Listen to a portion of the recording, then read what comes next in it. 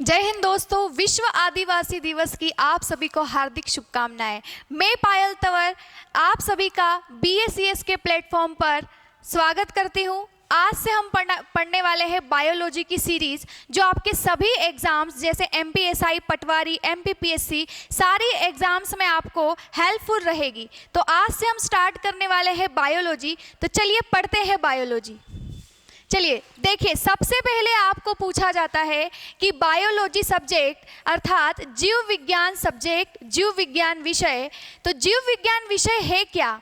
जीव विज्ञान विषय एक विज्ञान का विषय है, एक विज्ञान की ब्रांच है, ये हम बोल सकते हैं। ठीक है, आपसे अगला प्रश्न पूछा जाता है बायोलॉजी से कि ये जो बायोलॉजी है, बायोलॉजी में बायोलॉजी शब्द का अर्थ क्या होता है? ठीक है, बायोलॉजी शब्द का अर्थ क्या होता है? तो आप बताएंगे कि बायोलॉजी शब्द दो शब्दों से मिलकर बना है। सबसे पहला आप बताएंगे बायोस और दूसरा आप बताएंगे लोगोस। ठीक है, उसके बाद में आपसे पूछा जाएगा कि बायोस का अर्थ क्या होता है? तो आप बताएंगे सजीव, सजीव अर्थात लिविंग्स। और लोगोस का अर्थ क्या होता है? तो आप बताएंगे क्या करना? अध्ययन करना। टू स्टडी अर्थात क्या बताएंगे आप? सजीवों के बारे में अध्ययन करना ही क्या कहलाता है? बायोलॉजी कहलाता है। ठीक है, चलिए तो बायोलॉजी अर्थ का शब्द का मीनिंग आपने बता दिया कि to study about living is known as biology. सजीवों के बारे में अध्ययन करना ही कहलाता है क्या? बायोलॉजी। अब देखिए, नेक्स्ट आपसे पूछा जाता है कि जो बायोलॉजी शब्द है, बायोलॉजी शब्द आया कहाँ से? बायोलॉजी शब्द आया कहाँ से? तो आप बताएंगे ये एक लैटिन भाषा का शब्द है। ये एक लैटिन भाषा का शब्द है। ठीक है, लैटिन भाषा का शब्द है जिसमें इसका अर्थ होता है सजीवों के बारे में क्या करना? अध्ययन करना। उसके बाद में नेक्स्ट आपसे पूछा जाएगा कि बायोलॉजी शब्द लैटिन भाषा का है, तो ये दिया किस वैज्ञानिक ने? तो आपसे उस वैज्ञानिक के नाम के बारे में पूछा जाता है कि उस वैज्ञानिक का नाम क्या है। तो उस वैज्ञानिक का नाम क्या बताएंगे आप लोग? उस वैज्ञानिक का नाम है लेमार्क और ट्रेविनेरियस। चलिए, उस वैज्ञानिक का नाम आप क्या बताएंगे? लेमार्क और ट्रेविनेरियस। बायोलॉजी शब्द इन्होंने ही दिया था। उसके बाद में आपसे पूछा जाता है कि कब दिया था? बायोलॉजी शब्द कब दिया था? तो आप बताएंगे सन 1801 में बायोलॉजी शब्द दिया गया था। किसके द्वारा दिया गया था? लेमार्क और ट्रेविनेरियस के बारे में। लेमार्क और ट्रेविनेरियस ने लैटिन भाषा में बायोलॉजी शब्द सन 1801 में दिया था। ठीक है, चलिए उसके बाद में देखिए, नेक्स्ट आपसे पूछा जाता है कि बायोलॉजी में किसका अध्ययन किया जाता है? तो आप बताएंगे कि सजीवों का अध्ययन किया जाता है बायोलॉजी में। तो सजीवों से क्या तात्पर्य है? सजीवों से क्या तात्पर्य है? तो देखिए, सबसे पहले एक साइंटिस्ट आए थे जिनका नाम था कार्लियस लीनियस आए थे और इन्होंने सजीवों को दो भागों में वर्गीकृत किया था। पहला आप बता देंगे, एक तो होते हैं एनिमल्स जो है जंतु। दूसरा उन्होंने बताया था कि दूसरे को आप डिवाइड करो क्या? प्लांट्स, मतलब क्या? पादप। ठीक है, तो इन्होंने सजीवों का वर्गीकरण किया दो भागों में। किसने किया? आप बताएंगे कार्लियस लीनियस ने किया। कार्लियस लीनियस ने सजीवों का दो भागों में वर्गीकरण किया, तो इसीलिए इनको वर्गीकी के पिता कहा जाता है। वर्गीकी के पिता कौन है? एग्जाम में क्वेश्चन आता है तो आप बोलेंगे लीनियस है। तो वर्गीकी के पिता कौन है? लीनियस बताएंगे आप, वर्गीकी के पिता। उसके बाद में नेक्स्ट आपसे पूछा जाता है कि वर्गीकी, सजीवों को दो भागों में बांटना वर्गीकी कहलाता है, और वर्गीकी को ही हम क्या कहते हैं? टेक्सोनॉमी कहा जाता है वर्गीकी। तो अगर आपसे पूछे कि फादर ऑफ टेक्सोनॉमी कौन है, तो क्या बताएंगे आप? लीनियस बताएंगे। कार्लियस लीनियस है फादर ऑफ टेक्सोनॉमी। चलिए आगे देखते हैं। अब आपसे पूछा जाएगा कि अगर हमने सजीवों को दो भागों में बांटा है और बायोलॉजी में हम किसका अध्ययन करते हैं, बायोलॉजी में हम सजीवों का अध्ययन करते हैं, सजीवों का अध्ययन करना ही बायोलॉजी कहलाता है, तो फिर आपसे पूछा जाएगा कि हम सजीवों में ऐसी क्या क्या विशेषताएं देखेंगे जिसके बेस पर हम उनको सजीव कहेंगे, लिविंग्स कहेंगे। ठीक है, तो आप बताएंगे कि सबसे पहली विशेषता कि सजीवों को जीने के लिए, सजीवों को जीवन यापन करने के लिए ऊर्जा की आवश्यकता होती है, और ऊर्जा के लिए उनको क्या लेना पड़ता है, पोषक तत्वों की आवश्यकता होती है, मतलब उनको न्यूट्रिशंस चाहिए, सजीवों को न्यूट्रिशंस की जरूरत होती है, पोषक तत्वों की जरूरत होती है। ठीक है, उसके बाद में आप बताएंगे कि अगर वो सजीव है तो उसको और किस चीज की विशेषता होनी चाहिए उसमें सजीवों के लिए, तो आप बताएंगे कि अगर उसने पोषक तत्वों को ग्रहण करा, भोजन ग्रहण करा, तो फिर उसमें कौन सी क्रिया होगी, उत्सर्जन क्रिया होगी, जिसको बोलते हैं एक्सक्रीशन प्रोसेस। ठीक है, आप बताएंगे एक्सक्रीशन प्रोसेस होगी, उसके अंदर उत्सर्जन क्रिया होगी। और तीसरी क्रिया आप क्या बताएंगे कि अगर वो सजीव है तो उसमें श्वसन क्रिया होना अनिवार्य है, उसमें श्वसन क्रिया का होना अनिवार्य है, उसे रेस्पिरेशन करना है। रेस्पिरेशन का अर्थ है कि अपने लिए प्राणदायी वायु या प्राणदायी गैस को ग्रहण करना। तो श्वसन, हम ऑक्सीजन ग्रहण करते हैं, कार्बन डाइऑक्साइड को आउट करते हैं। उत्सर्जन में हम अपने शरीर से हानिकारक पदार्थों को बाहर निकालते हैं, वो क्या कहलाता है, उत्सर्जन कहलाता है। ठीक है, उसके बाद में नेक्स्ट आपसे पूछा जाता है कि अगर वो सजीव है तो उसने अपने ही समान जीवों को क्या देने की शक्ति होना चाहिए, जन्म देने की शक्ति होना चाहिए, अर्थात सजीवों में प्रजनन क्रिया भी उपस्थित होती है, प्रजनन क्रिया भी होती है सजीवों में। ठीक है, उसके बाद में देखिए नेक्स्ट आप पूछेंगे कि अगर वो सजीव है तो उसमें और कौन सी विशेषताएं होनी चाहिए, तो आप बताएंगे कि अगर वो सजीव है तो सजीवों में कौन सी क्रिया होनी चाहिए, क्या बताएंगे, वृद्धि। सजीव निरंतर क्या करते रहते हैं, वृद्धि करते रहते हैं, सजीवों में निरंतर वृद्धि होती रहती है, प्रजनन क्रिया करते हैं, श्वसन क्रिया करते हैं, उत्सर्जन क्रिया करेंगे, और क्या बताएंगे, पोषक तत्वों को क्या करेंगे, ग्रहण करेंगे। ठीक है, और पांचवी क्वालिटी क्या है कि वो भोजन का क्या करेंगे, पाचन करके पाचन क्रिया करेंगे, और पाचन क्रिया करके ही पोषक तत्वों को क्या करेंगे, ग्रहण करेंगे। तो इतने अगर क्वालिटीज है सजीवों में, अगर किसी भी चीज में, तो आप बोल सकते हैं कि वो वस्तु क्या है, वो चीज क्या है, सजीव है। तो इसी आधार पर हम बोल सकते हैं कि जितने भी जीव जंतु होते हैं वो सारे सजीव है, मानव जाति भी सजीव है। और बताएंगे आप जितने भी प्लांट्स होते हैं, जितने भी पादप है, पेड़ पौधे हैं, वो सभी क्या है, सजीव है, क्योंकि जंतुओं में, मानव शरीर में भी ये सारी क्रियाएं होती है, और पेड़ पौधे, पादप भी पोषक तत्व की आवश्यकता होती है उन्हें, वो भी उत्सर्जन करते हैं, श्वसन क्रिया भी करते हैं, कार्बन डाइऑक्साइड लेते हैं, ऑक्सीजन गैस को छोड़ते हैं, और प्रजनन क्रिया होती है, वृद्धि भी होती है निरंतर, और बताएंगे कि ये भी अपने द्वारा लिए गए पोषक तत्व का पाचन करते हैं। ठीक है, चलिए उसके बाद में देखें नेक्स्ट। अब देखिए बायोलॉजी में चिकित्सा विज्ञान के जनक किसे कहा जाता है। ठीक है,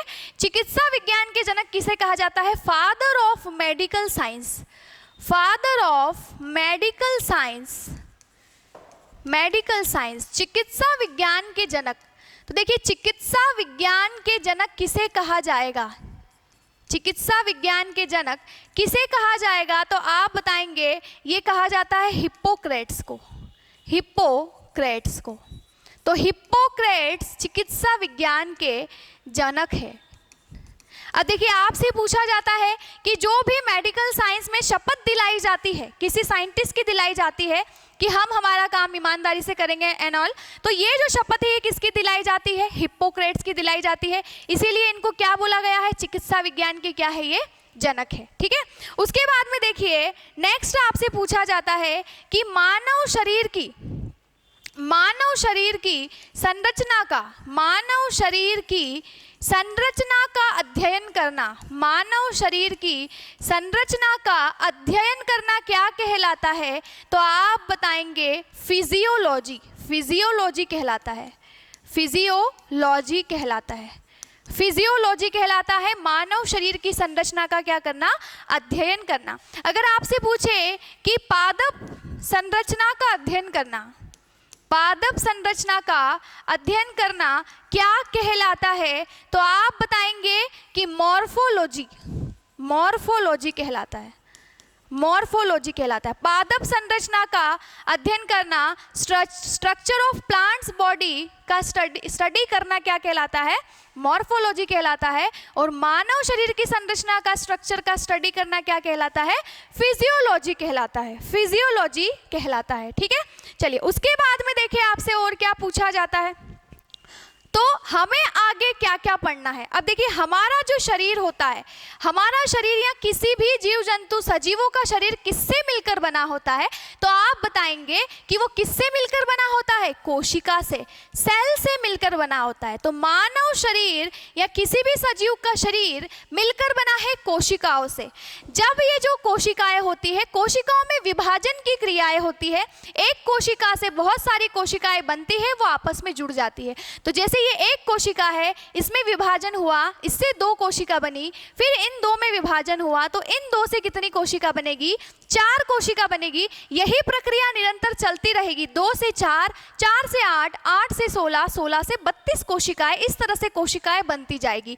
तो हमको पता है कि हमारा जो शरीर है वो किससे मिलकर बना है, कोशिका से मिलकर बना है। अब देखिए जब ये कोशिकाएं विभाजित होकर आपस में जुड़ जाती है, जब ये जुड़ जाती है तो ये क्या कहलाती है, ऊतक, ऊतक, जिसको हम कहेंगे कि इससे क्या बना, टिश्यू बना, टिश्यू बना। जब ये टिश्यू आपस में जुड़ जाते हैं तो टिश्यू से क्या बनता है, तो आप बताएंगे कि टिश्यू से बनते हैं क्या, अंग। टिश्यू जब आपस में मिलेंगे तो क्या बनेंगे, अंग बनेंगे, ऑर्गन बनेंगे। जब ये अंग, जब ये ऑर्गन आपस में जुड़ते हैं एक दूसरे से तो क्या बनता है, यहाँ पर बनता है अंग तंत्र, अंग तंत्र, जिसको क्या कहते हैं हम, ऑर्गन सिस्टम, ऑर्गन सिस्टम।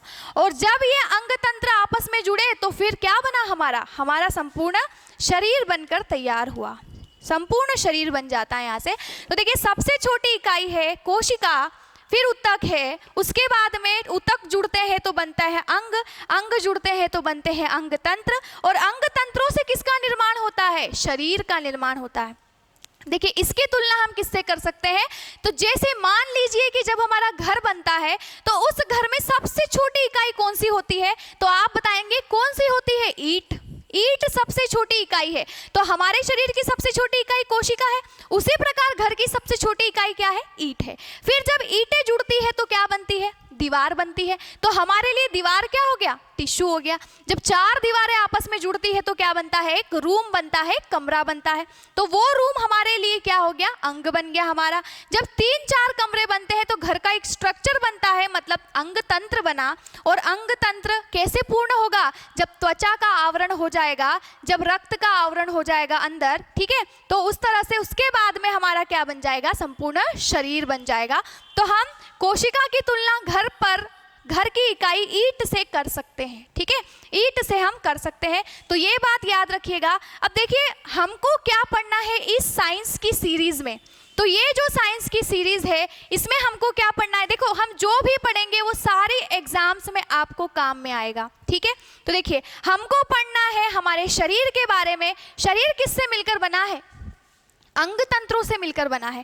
अब जो ये अंग तंत्र होते हैं, ये अंग तंत्र मिलकर बने हैं अंगों से, अंग बने हैं ऊतकों से, ऊतक बने हैं कोशिकाओं से। तो देखिए अगर हम अंग तंत्रों के बारे में अध्ययन कर लेंगे, अंग तंत्रों के बारे में पढ़ लेंगे, तो क्या अंग भी कवर हो जाएंगे, हाँ अंगों के बारे में भी पढ़ना पड़ेगा। अगर हम अंग तंत्र पढ़ लेंगे तो हम क्या पढ़ेंगे, हम अंग तंत्रों के बारे में ही स्टडी करेंगे। हम अंग तंत्रों के बारे में स्टडी करने वाले हैं, और अगर हमने ये पढ़ लिया तो हम संपूर्ण शरीर के बारे में भी स्टडी कर लेंगे, ठीक है। तो देखिए अब हम पढ़ने वाले हैं अंग तंत्र। अब देखिए मानव शरीर में कितने अंग तंत्र होते हैं, मानव शरीर में कितने अंग तंत्र होते हैं, तो देखिए मानव शरीर में अंग तंत्र, मानव शरीर में अंग तंत्र कितने होंगे, तो आप बताएंगे लगभग 8 से 9 अंग तंत्र होते हैं। हम 8 अंग तंत्र मान लेते हैं।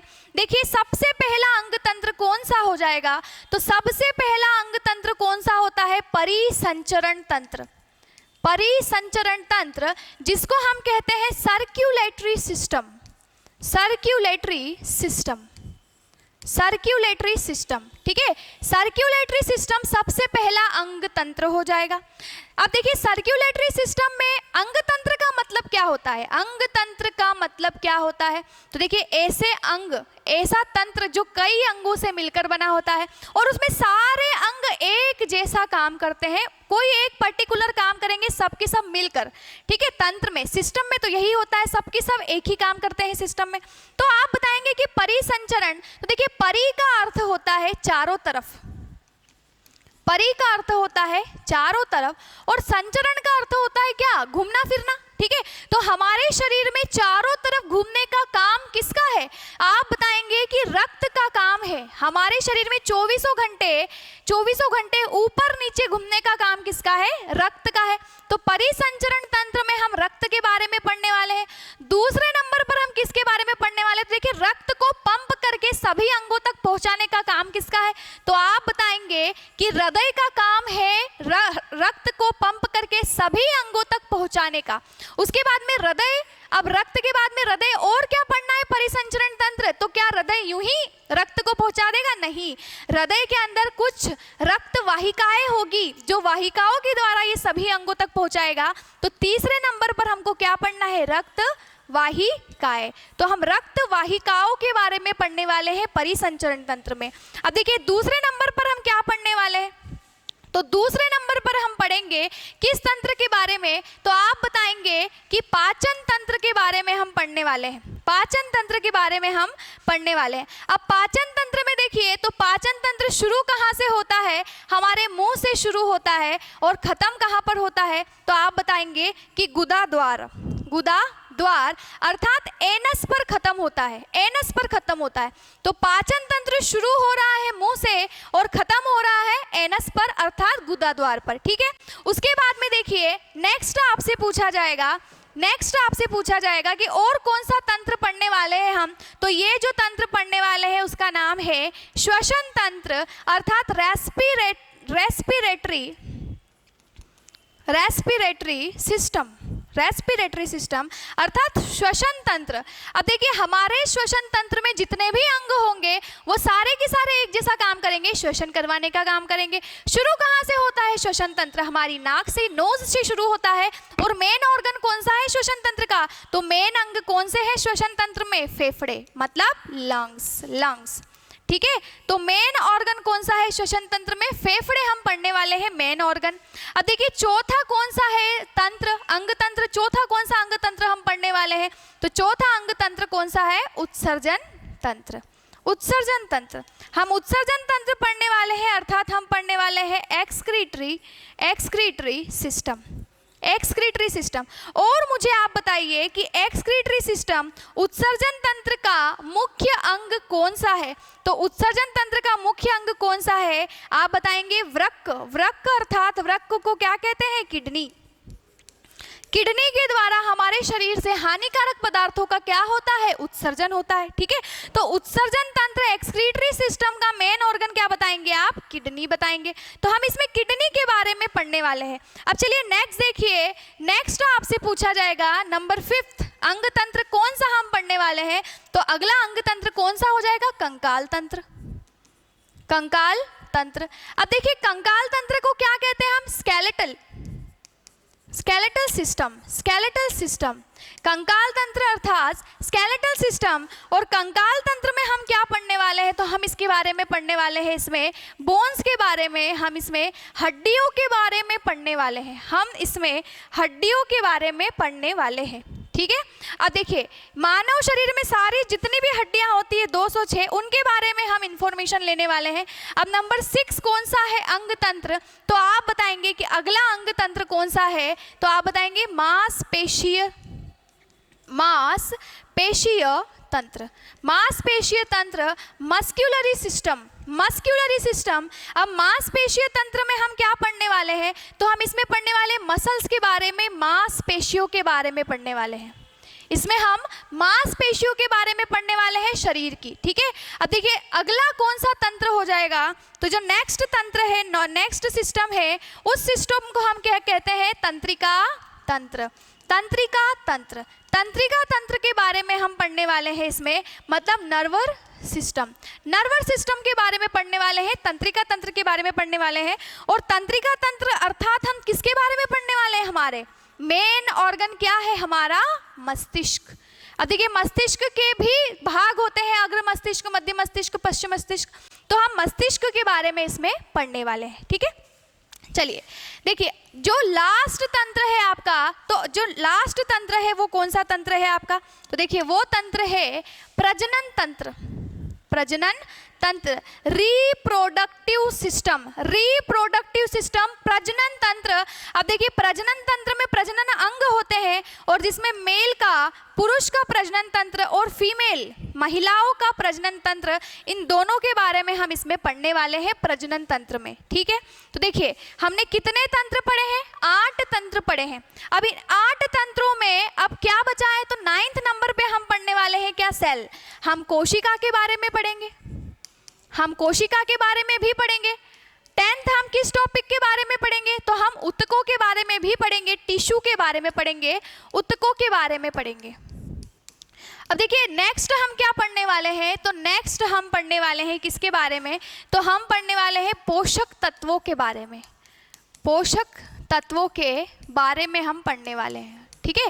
पोषक तत्व, न्यूट्रिशंस पढ़ने वाले हैं हम, टिश्यू पढ़ने वाले हैं, सेल पढ़ने वाले हैं हम, और क्या पढ़ने वाले हैं, तो और आप बताएंगे कि हम डिसीज, मानव रोग, मानव रोगों के बारे में पढ़ने वाले हैं, मानव रोग पढ़ने वाले हैं, ठीक है। तो मानव रोगों के बारे में जानकारी लेने वाले हैं हम अपनी बायो की सीरीज में, ठीक है।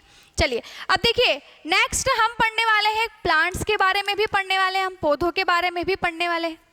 तो देखिए कितने सिस्टम हो गए हमारे अंग तंत्र में, परिसंचरण तंत्र हो गया जिसमें रक्त, हृदय, रक्त वाहिकाएं, ब्लड वेसल्स, पाचन तंत्र में मुंह से लेकर एनस तक, गुदा द्वार तक पढ़ने वाले हैं। श्वसन तंत्र में मेन ऑर्गन कौन सा हो गया, फेफड़े हो गए। उत्सर्जन तंत्र का मेन ऑर्गन कौन सा हो गया, वृक्क, किडनी। कंकाल तंत्र में हड्डियों के बारे में, मांसपेशीय तंत्र में मांसपेशियों के बारे में, तंत्रिका तंत्र में मस्तिष्क, प्रजनन तंत्र में मेल और फीमेल दोनों के प्रजनन अंगों के बारे में हम पढ़ने वाले हैं, ठीक है। अब देखिए कोशिका, टिश्यू, पोषक तत्व, मानव रोग और प्लांट्स के बारे में भी हम पढ़ने वाले हैं। इतना हम बायोलॉजी में पढ़ने वाले हैं। अब देखिए नेक्स्ट आपसे बायोलॉजी के बारे में कुछ पूछा जाता है, जिसमें आपसे पूछा जाता है कि जो बायोलॉजी है, बायोलॉजी, अच्छा बायोलॉजी का अर्थ क्या है, तो हम देख चुके हैं कि 2 शब्दों से मिलकर बना है, बायोस प्लस लोगोस, अर्थात सजीवों के बारे में क्या करना, अध्ययन करना। अब देखिए इसकी भी कुछ ब्रांचेस होती है, इसकी भी कुछ ब्रांचेस होती है, तो इसको हमने कितने ब्रांच में बांटा है, कितनी शाखाओं में बांटा है, इसको हमने 3 शाखाओं में बांटा है, इसको हमने 3 शाखाओं में बांटा है। कौन कौन सी शाखा है, तो पहली शाखा कहलाती है क्या, जूलॉजी, जूलॉजी जिसको हम क्या कहते हैं, जंतु विज्ञान, जंतु विज्ञान, ठीक है। दूसरी शाखा कौन सी हो जाएगी, तो दूसरी शाखा होती है बॉटनी, जिसको हम क्या कहते हैं, वनस्पति विज्ञान, वनस्पति विज्ञान, ठीक है। तीसरी शाखा कौन सी हो जाएगी, तो आप बोलेंगे माइक्रोबायोलॉजी, अर्थात सूक्ष्म जीव विज्ञान, सूक्ष्म जीव विज्ञान, सूक्ष्म जीव विज्ञान, माइक्रोबायोलॉजी, बॉटनी, और क्या बताएंगे आप, जूलॉजी। जंतु विज्ञान में हम किसका अध्ययन करते हैं, तो जंतु विज्ञान में हम जीव जंतुओं का अध्ययन करते हैं, इसमें हम जीव जंतुओं का अध्ययन करते हैं जंतु विज्ञान में, ठीक है। अब देखिए वनस्पति विज्ञान में हम किसका अध्ययन करेंगे, तो इसमें हम प्लांट्स की स्टडी करेंगे, हम पादपों के बारे में पढ़ेंगे। और सूक्ष्म जीव विज्ञान में हम किसके बारे में पढ़ेंगे, तो हम पढ़ेंगे किसके बारे में, सूक्ष्म जीवों के बारे में पढ़ेंगे। इसमें हम सूक्ष्म जीवों के बारे में पढ़ते हैं सूक्ष्म जीव विज्ञान में, माइक्रोबायोलॉजी में। चलिए देखिए, अब देखिए यहाँ पर हम जूलॉजी में जीव जंतु के बारे में पढ़ेंगे, तो क्या हम लिख सकते हैं कि हम मानव शरीर के बारे में पढ़ेंगे, ठीक है। क्योंकि देखिए मानव शरीर भी कहाँ से आया है, जीव जानवरों से ही आया है, ठीक है। हमारी पहले जो प्रजाति थी वो बंदर की प्रजाति थी, उससे ही धीरे धीरे विकास हुआ और हम किस में तब्दील हो गए, हम मानव शरीर में, हम एक बुद्धिमान मानव में बदल गए, ठीक है। तो हम इसमें मानव शरीर के बारे में पढ़ते हैं जूलॉजी में। वनस्पति विज्ञान बॉटनी में हम किसके बारे में पढ़ते हैं, प्लांट्स के बारे में। और माइक्रोबायोलॉजी में हम किसके बारे में पढ़ते हैं, सूक्ष्म जीवों के बारे में हम इसमें पढ़ते हैं, ठीक है। अब देखिए नेक्स्ट आपसे क्वेश्चन पूछा जाता है कि जंतु विज्ञान, जंतु विज्ञान के जनक कौन है? जंतु विज्ञान के जनक या पिता या फादर, ठीक है, फादर ऑफ जूलॉजी जंतु विज्ञान के जनक कौन है? तो क्या बताएंगे आप? जंतु विज्ञान के जनक कौन है? अरस्तु, जिसको बोलते हैं एरिस्टोटल, अरस्तु। तो जंतु विज्ञान के जनक कौन बताएंगे आप? अरस्तु बताएंगे, ठीक है। चलिए उसके बाद में देखिए नेक्स्ट आपसे पूछा जाता है कि वनस्पति विज्ञान के पिता कौन है? वनस्पति विज्ञान के पिता कौन है? अब देखिए ये देखने से पहले हम एक चीज और देखते हैं कि जंतु विज्ञान के पिता अरस्तु है, तो इनको जंतु विज्ञान के पिता क्यों कहा जाता है? इन्होंने ऐसा क्या काम किया था कि इनको इतनी बड़ी पदवी दे दी, इनको हमने जंतु विज्ञान के पिता बोल दिया? तो इन्होंने एक बुक लिखी थी जिसका नाम है Historia animalia.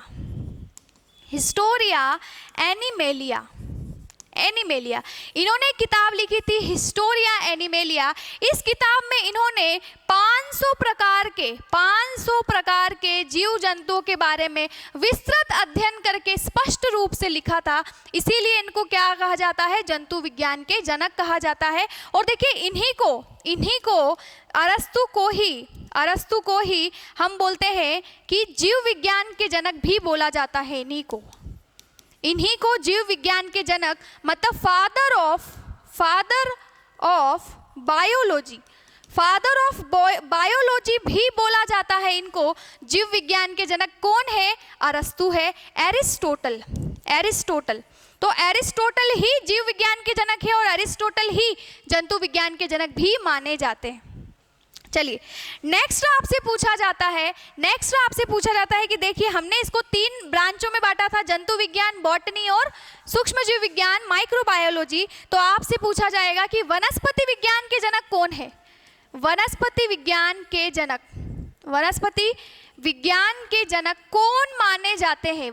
Father of botany, वनस्पति विज्ञान के जनक कौन है? तो आप बताएंगे इनका नाम है थियोफ्रेस्टिस, ठीक है। थियोफ्रेस्टिस है वनस्पति विज्ञान के जनक। अब देखिए जो थियोफ्रेस्टिस है, इनने ऐसा क्या काम करा था कि इनको वनस्पति विज्ञान के जनक बोला गया?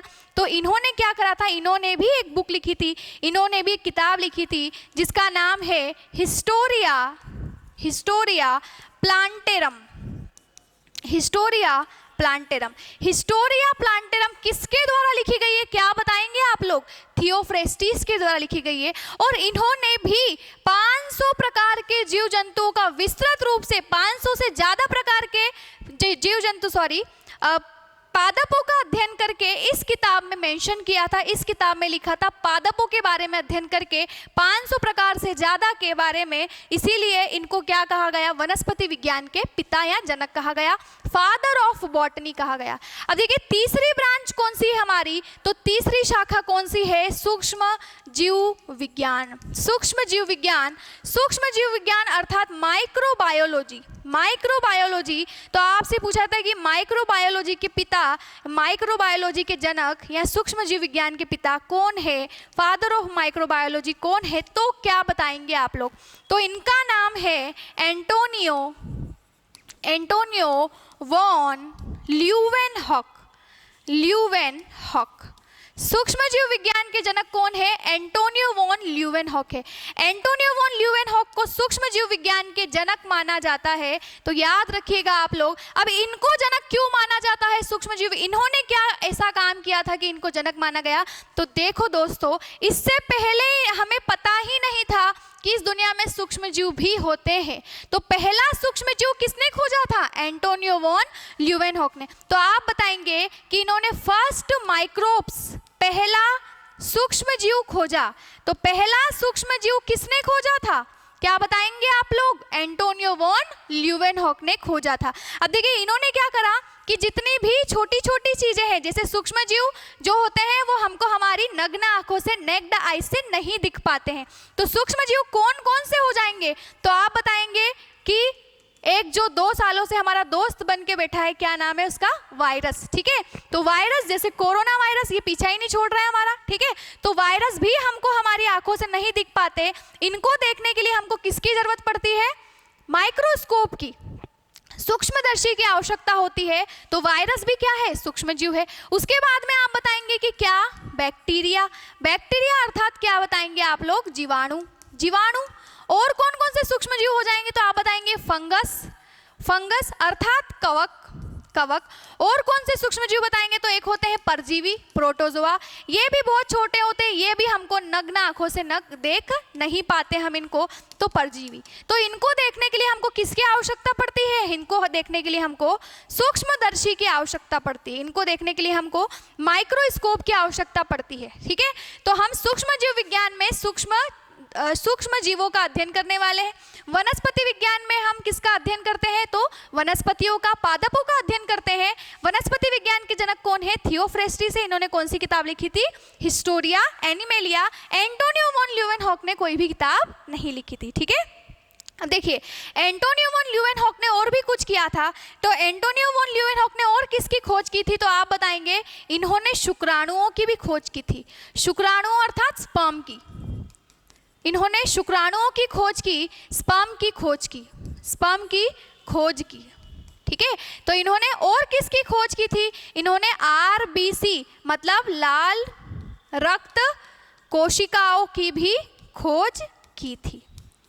कोशिकाओं की भी खोज की थी। तो इतना आप याद रखेंगे एंटोनियो वॉन ल्यूवेनहॉक से। अब देखिए हमने क्या देखा, बायोलॉजी की 3 ब्रांचेस है, जूलॉजी, बॉटनी और माइक्रोबायोलॉजी, जिसमें हम सबसे पहले क्या पढ़ने वाले हैं, जूलॉजी के बारे में पढ़ने वाले हैं। और जूलॉजी में हम पढ़ने वाले हैं अंग तंत्रों के बारे में। जूलॉजी में हम अंग तंत्रों में अर्थात हम मानव शरीर के अंग तंत्रों के बारे में पढ़ने वाले हैं। जैसे मैंने बताया, कोशिका से मिलकर ऊतक, ऊतकों से मिलकर अंग, अंग से मिलकर अंग तंत्र, और फिर क्या बना हमारा शरीर। तो हम इतनी चीजें जूलॉजी में पढ़ने वाले हैं, इतनी चीजें हम जूलॉजी में पढ़ने वाले हैं। ठीक है, तो चलिए दोस्तों, आज जो हमने जो भी पढ़ा इस सीरीज को हम आगे बढ़ाएंगे। और आपका बहुत बहुत शुक्रिया, ब्रिलियंट एकेडमी के इस प्लेटफॉर्म पर आपको साइंस की जो सीरीज पढ़ाई जाएगी वो आपको सभी एग्जाम्स में काम आएगी। तो अब हम मिलते हैं नेक्स्ट लेक्चर में, तब तक के लिए जय हिंद, जय हिंद।